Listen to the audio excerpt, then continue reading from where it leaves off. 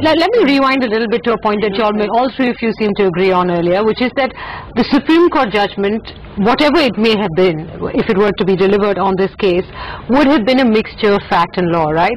So we're now back to a situation where you've got to judge each agreement in each case on the merits of that agreement in that case, which is exactly where we would have been irrespective of what the Supreme Court had laid out, because this is not a black and white matter. So why this big degree of despair or disappointment? No, I'm not disappointed. Not just you, I'm saying everybody I talk to, seems to be, oh hell, we've been waiting for Shubham for the last 2 years and now it hasn't come through. Has one person who's waited for 2 years intervened in the Supreme Court? Has one person gone up and said, we are also interested in this dispute, we want this done? People have done that. When Vodafone was argued, you guys other took on the burden, you guys took on the burden. Exactly. So when it's a free meal ticket, one Shubham is out there fighting for you. So it's great to sit back, watch, and see what happens. When they settle, nobody is pointing the finger at you for settling. All I'm trying to say is that even if you hadn't settled, and this would have gone through regular hearings, and the Supreme Court would have delivered a judgment, most people are telling me that the judgment would have been based on the facts of this case and not necessarily applicable to all cases, even if they had similar facts, right? But I think that, it's slightly nuanced, because I don't think it'll mean that you can disregard it. We would have expected be some principles that would have been laid down, certain fact-specific situations that you might be able to draw an analogy to with your own situation. So to that extent, I think it would have been good guidance and blessed by the Supreme Court. And what more are you really, believe me, those 22 points which is there in the judgment, that would have been copied and pasted in every investment agreement. It would happen for sure. I would do it. And so therefore, in a sense, you're glad that it didn't happen. It didn't happen because from the the point thing. of Yeah, exactly. Okay. So control's always been a crazy grey area. Everybody tells me there's no way you can box it into any kind of definition. It's difficult to do. What are you guys doing now? Since you are all people that work with private equity, how are you figuring out shareholder agreements? What is the kosher list Ask for of the rights? investment. Ask for the investment thesis first. Ask for the philosophy. What is it are you bringing to the table other than money?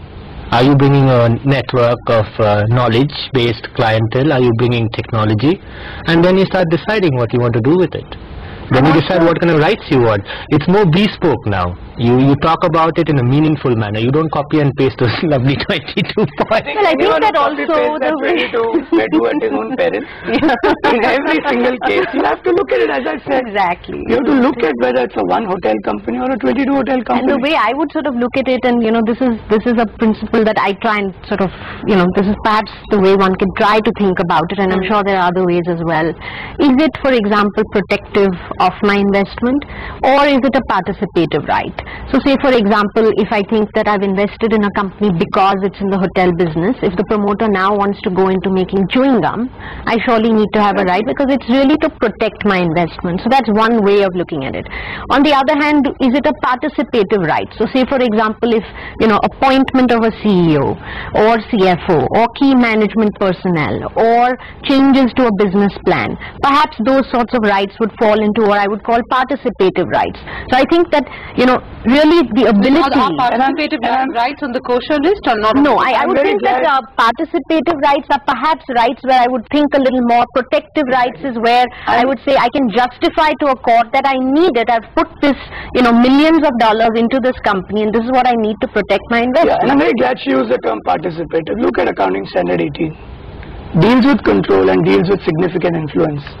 Significant influence is defined as the ability to participate in management and policy falling short of control. That's what your affirmative rights generally tend to be. But if you say, I'll have the right to say no to everything, such that to do anything positive you need to make me happy, then that would be control. It's a mixed question of fact and law. Qualitatively, I think you've got it there. Because the moment you say it doesn't matter which of these 22 or which of these 4, what you're trying to say is, it's case to case. Let's go back to the panel and ask them what they think about it. This is what we're bringing on the table. Apart from money, we're bringing technology, we are bringing governance, and then let's ask SEBI. What do you think? What do you think? Yeah, and I'm very glad she used the term participative. Look at Accounting Standard 18. Deals with control and deals with significant influence. Significant influence is defined as the ability to participate in management and policy falling short of control. That's what your affirmative rights generally tend to be. But if you say, I'll have the right to say no to everything, such that to do anything positive you need to make me happy, then that would be control. It's a mixed question of fact and law. Qualitatively, I think you've got it there. Because the moment you say it doesn't matter which of these 22 or which of these 4, what you're trying to say is, it's case to case. Let's go back to the panel and ask them what they think about it. This is what we're bringing on the table. Apart from money, we are bringing governance, What do you think about it? And that's going to be confidential. It's going to be case to case. It's not going to leak out in the market because you're bound by your confidentiality. It gives you some comfort, though cold comfort, because this is not really binding on SEBI. But at least you know where you stand. So what happened after the SAT judgment in Shubham? Did more companies or did more private equity players believe that, okay, this is greatly beneficial to us, we can put in many more affirmative rights? Or did they all become very cautious because it was sub judice and they said, we don't know how this is going to turn out, let's start taking rights off the table? That, people were happy and they thought that, here's something that is a good precedent to fall back on. So many of them were duplicating the rights that were in the Shubham?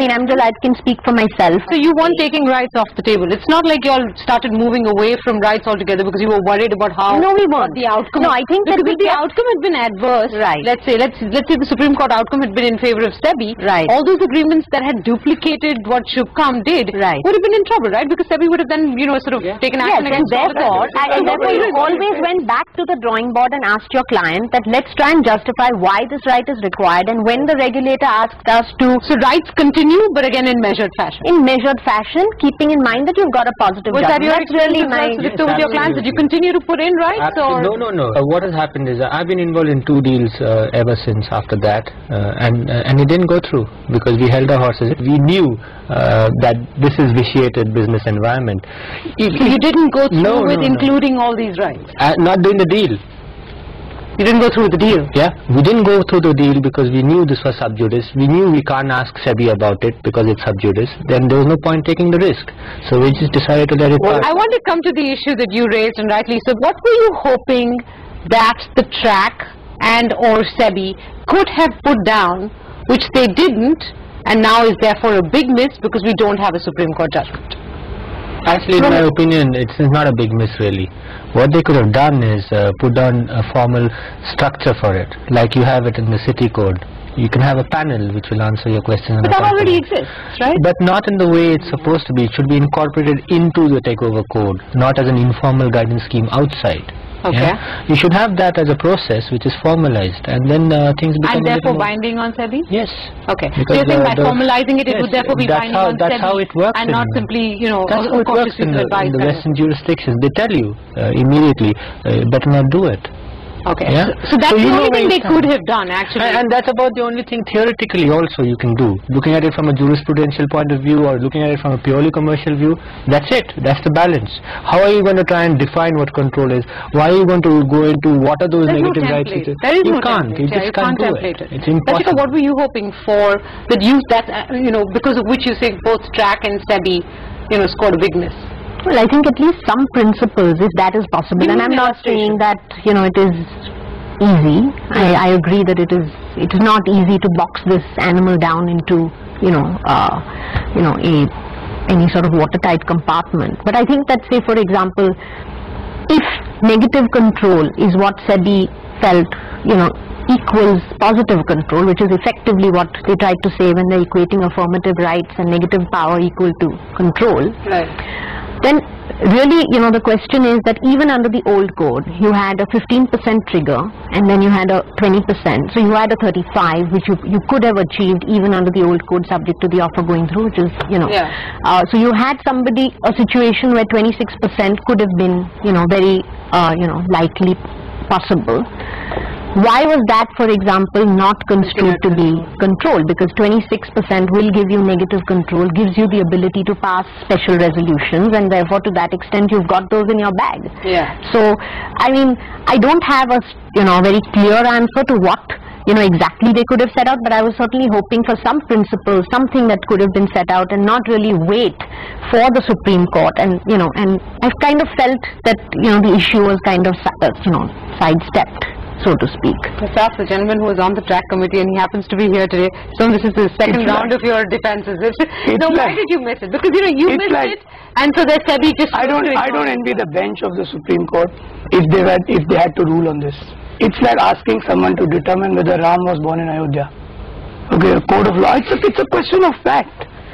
The track couldn't have done much but enunciate some of the principles that are there in the judgment. To say that, degree of control will determine de facto control. There are judgments of SAT, even the single judge in SAT in Ashwin Doshi versus SEBI has talked about de facto control being control.